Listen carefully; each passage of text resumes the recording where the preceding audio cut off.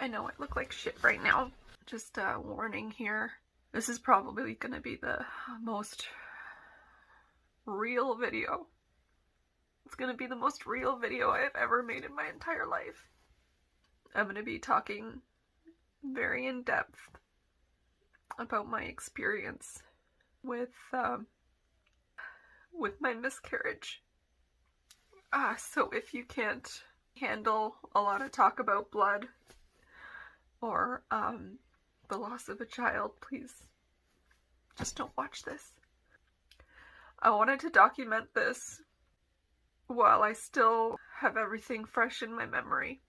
I have 2 videos sitting in my drafts right now that were supposed to be my announcement videos that I was pregnant. I can't bring myself to delete them. I wanted to make this video because I was so unprepared for what it would be like to have a miscarriage. You read about it these days, and nothing that I found on the internet could have ever prepared me for what it was like. Not just emotionally, but physically. It's almost downplayed what it is like physically to go through anywhere you look. When I read about it, places would say that, it's like a heavy period and there'll be some clots and some cramping. A heavy period is putting it very mildly. I had some spotting to start out with for a day. I didn't think much of it at first because spotting can happen. I went into full Google mode when it started. I had my first OBGYN appointment scheduled for the next day, which was yesterday. I woke up the next day and I was still spotting. I was getting a little worried, but I had my appointment for 11 o'clock in the morning, so I thought, let's just get to the appointment and see what's going on. As I was getting ready, the bleeding started getting a little heavier, like a regular period, which was very concerning for me because at that point it wasn't spotting anymore, it was bleeding. And then I passed a big clot. All the hope that I'd been holding on to drained from me. I still tried to be positive, packed up my kids, them in the truck and everything, and then I felt another one coming out of me.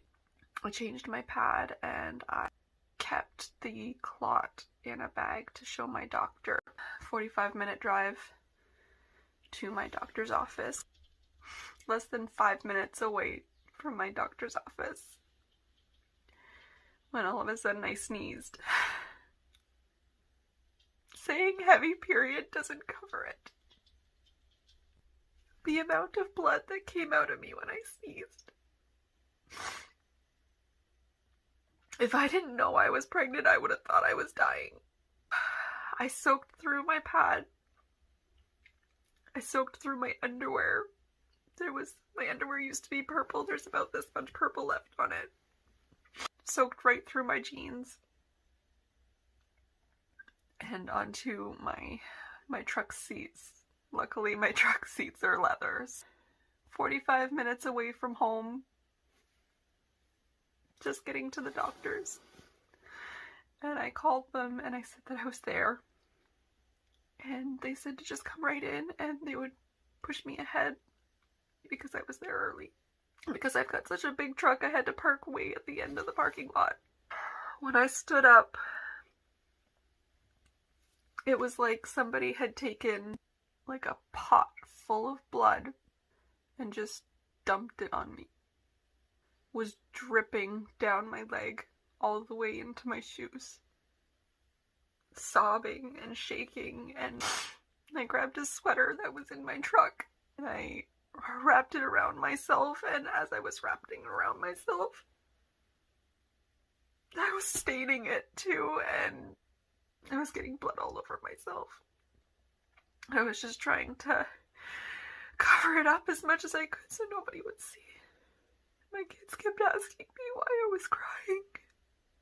So I got my kids out of the truck. I got the youngest one in a stroller and the older one walking with me, and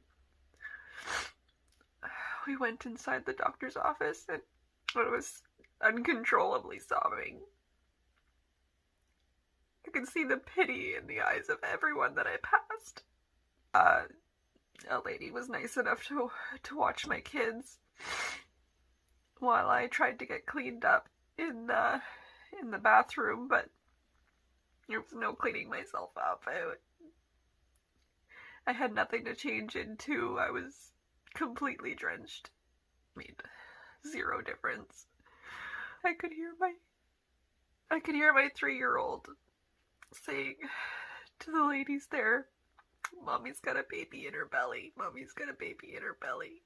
When I saw the doctor, he did an ultrasound and confirmed that there was no longer a baby inside of me.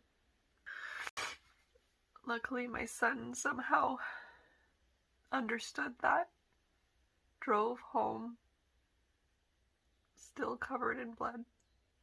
When I got home, I tried to get myself cleaned up. I only had regular flow pads, so I had to make myself a makeshift pad that would handle the amount of blood that was coming out of me. So I used 3 of them, one across the front, one across the back, and one down the middle. Drove to the store, got myself some maxi pads, and by that point I had soaked through another pair of pants. It's devastating. But what was worse was having to tell people about it. People that I knew were so excited. Because I had made the mistake of telling a few people. Not a lot of people, but a few close ones. I was only 8 weeks pregnant when it happened, so I mean, it's good that it happened early, I guess. I knew since I was only like a week and a half pregnant, I'd had enough time to get really attached. I know everything happens for a reason, and maybe this baby just wasn't meant to be, but it doesn't make it any less sad. I know that there's a big movement going on right now to raise awareness of how common this is, because people don't seem to realize how common it is. I've seen some places say that it was 1 in 5 pregnancies that end in miscarriage. Early miscarriage. It seems so high. I've already got 2 children. I guess I got cocky. It didn't end there.